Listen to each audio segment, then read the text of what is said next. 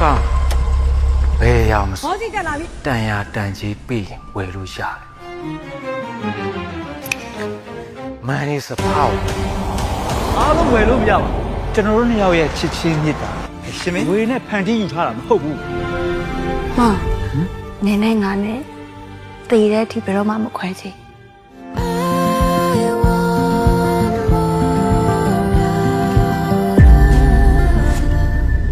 အဲ့ဒီပျော်ရွှင်မှုတွေဆိုတာအဲ့ဒီငွေနဲ့ပဲလဲနေကြတာဒါပေမဲ့တချို့ပျော်ရွှင်မှုတွေကငွေနဲ့ဖန်တီးယူလို့မရပါဘူး ကိုကမင်းတောင်းတဲ့ငွေပမာဏကိုပေးမယ်မင်းသိချင်ရတယ်ရှင်မင်းကို3ရက်ဝယ်မယ်ရောက်ပါတရားကြီး